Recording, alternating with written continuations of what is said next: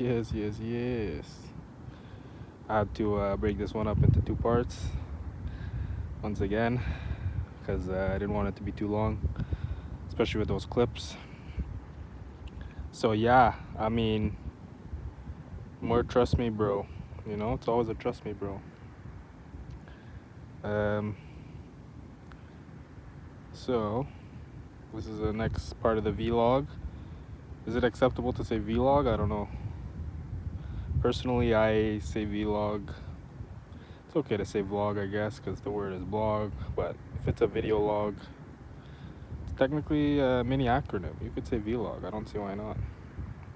But anyway, a lot of people don't understand the burden of proof. What burden of proof is, who has the burden of proof when making claims, and like people seem to think that someone refuting the spinning ball flying at hundreds of thousands of miles per hour through space, chasing the sun, while the sun is orbiting whatever the heck it orbits in the Milky Way and all that unverifiable crap. People think the ones refuting that are the ones that need to prove it. But the burden of proof is not on these people. The burden of proof is on the individuals that probably a few hundred years ago, less than a few hundred years ago, if you want to talk about the alleged quote-unquote space exploration programs that are under 200 years old, the burden of proof is on those individuals that are claiming things are not as they seem, or things are not as you see them in physical reality. And it's just really funny again with Mr. Trudeau, who's absolutely losing it because these people are losing control. There are a lot of people like us. I mean, I know a lot of you guys maybe are not on board, you know, with this whole thing. You haven't got there yet, but there are a lot of people that understand this. There are a lot of people that know that the cosmology, as we're told, is complete BS. And again, you don't have to make a claim of what it is. You just know what it is not. You know, you can visibly see with your eyes and visibly feel with your feet that we're not in motion. But they have to have Mr. Einstein, Mr. Relativity himself. And let me tell you, he understands relativity, he understands relatives, banging his cousin, first cousin, maternal and paternal, both sides. Anyway, but yeah, it's individuals like that that claim that although everything observable and measurable tells us that we are not in motion, that this is only due to relativity. That is the claim. That has the burden of proof. Where is the proof to that claim? People will say, "Oh, you never saw pictures, blah blah blah." You think I don't have internet? You think I don't have 3G, 4G, 5G, Wi-Fi? Find me pictures. Find me pictures looking at the Earth where you see satellites in view. You know, people have been saying for years that satellites don't exist, they're not orbiting, it's all BS. That actually satellites are in a high altitude with helium balloons. Everyone used to call those people crazy. I don't make those claims because I don't know too much about the whole Satelloon thing or whatever, so I wasn't on board with that, but it's very possible. And then just recently, they just, you know, very, very sneakily reveal that there was a spy balloon satellite, and no one bats an eye. No one even asks, "Oh, why did they have a balloon?" They just explain it away. It's always the same deal, you know. So this burden of proof is not on the individuals that are refuting the claim. The claim is what holds the burden of proof. You have to prove your claim. For you to tell me that my observable reality is not as I perceive it, and there's more to it, which I don't doubt. I know there's more to it. Metaphysical realms, transcendental energies that are not physical, right? That we're not fully understanding. I definitely get it. But if you're going to tell me that there's space and there's this and there's that and there's light years, you got to give me some proof. You got to give people proof. Well, you don't have to give people proof. 'Cause a lot of people will just believe it out of blind faith. But for me, anyway, I need to see some backup. I need to see some proof. So everyone that's gonna come in and say, I don't know if you guys are watching this, you might be watching it on YouTube, you might be watching it on IG. I got these videos going up lots of places, so wherever you're watching this, if your knee jerk is to just say, you know, oh, you're stupid, you don't understand, blah blah blah blah blah blah blah blah, really think that through. Because I had the same education,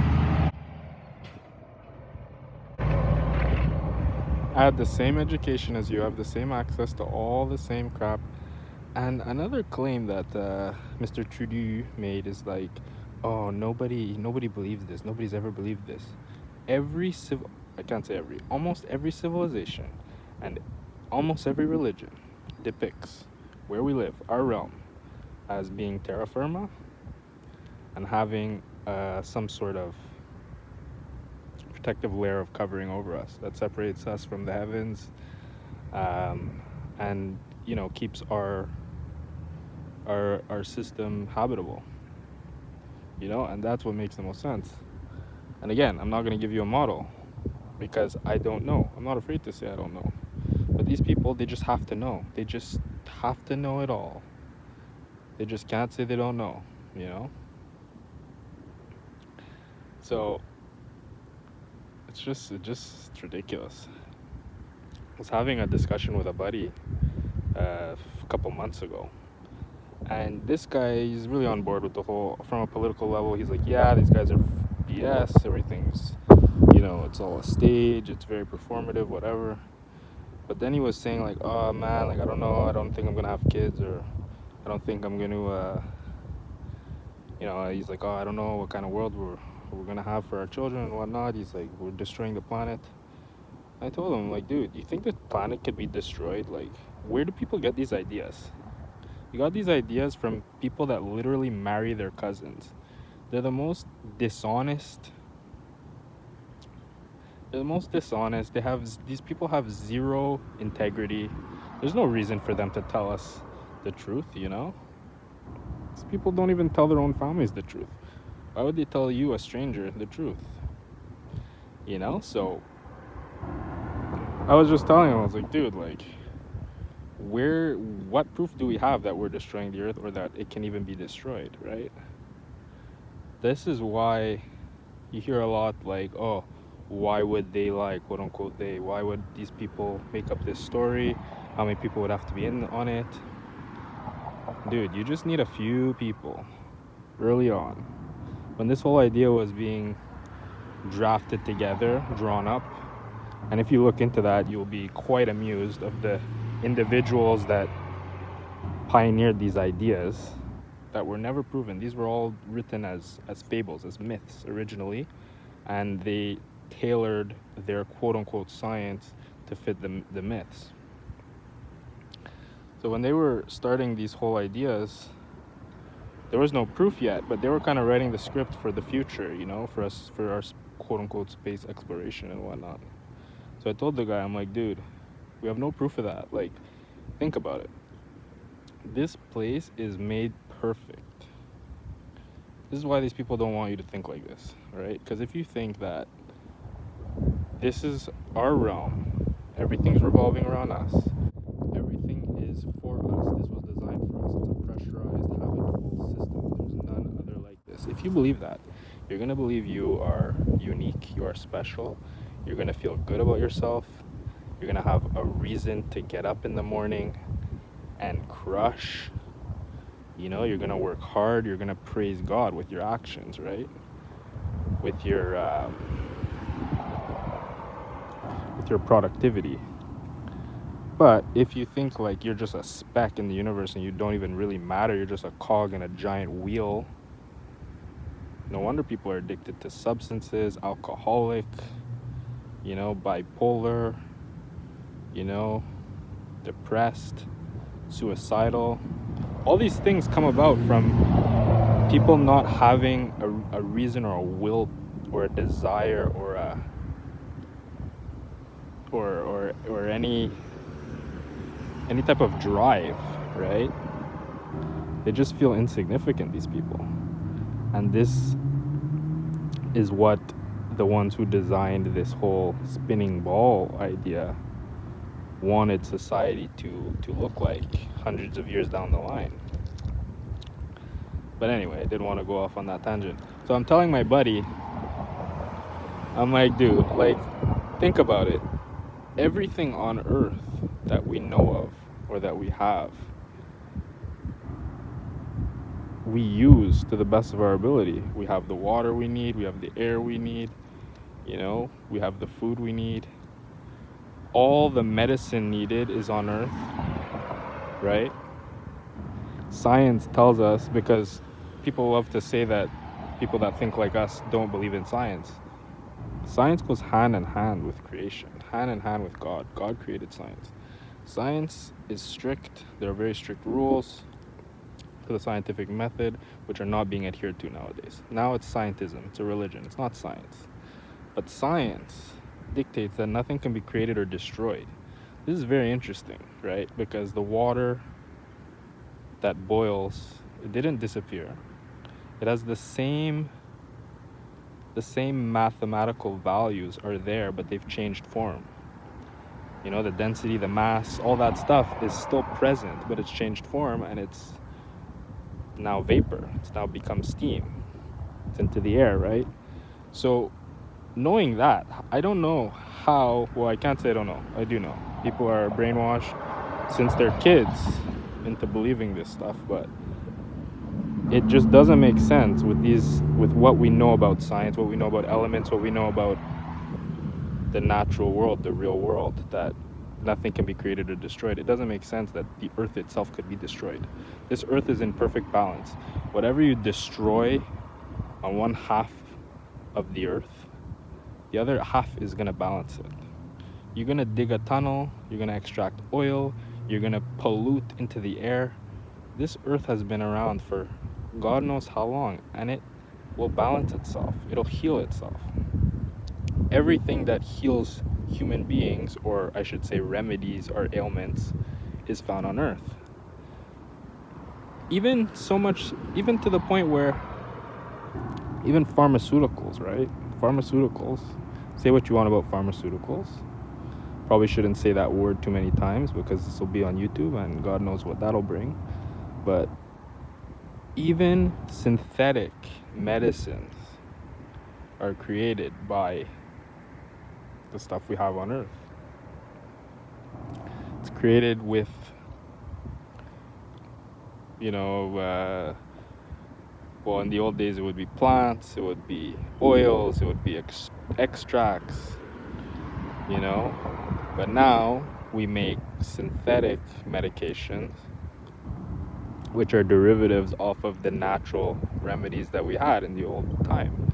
You could argue to the cows come home if it's better now, if medications are better now or worse than they were back when we had a proper understanding of our natural world. But I can't tell you if it is or isn't. Some medications work very well. Antibiotics are great,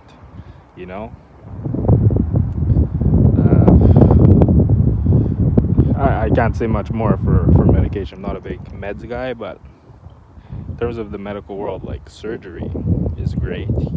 If you have any type of injury, or you have any type of malfunctioning organ or body part that has been damaged in any sort of way, modern medicine is amazing. Absolutely amazing what they can do for the human body. But everything is still taken from things that are on Earth in the natural world. So to have this idea that the world, or the Earth itself, the realm we live in, cannot heal itself, and that humans who have been here, as far as we know, since quite early on when Earth was created, humans will destroy the Earth, that doesn't make any sense to me. If you want to buy what they're selling, you want to buy that ticket, go ahead. But for me, I'm not going to buy into that one.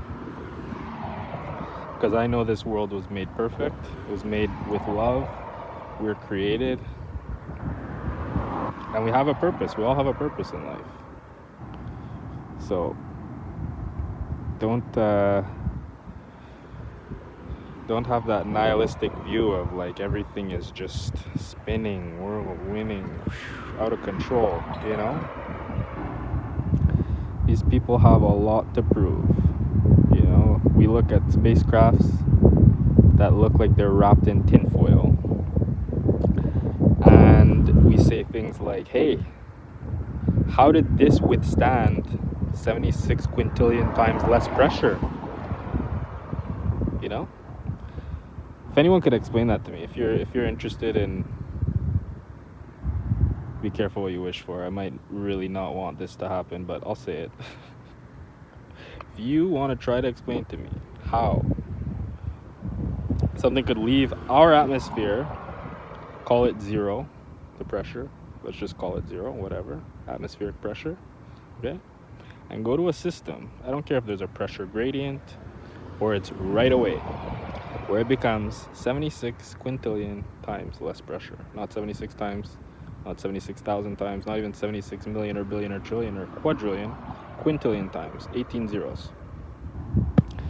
If you want to explain that one to me, go ahead. You know, a lot of the time people like to jump around and, you know, go from one thing to the next. Oh, the pressure. Oh, the moon's light is cold. Oh, and this. Oh, and that. We could just start with one thing. I like to take it slow, you know, start with one thing. Give me an answer. 76 quintillion times less pressure. How do we explain that?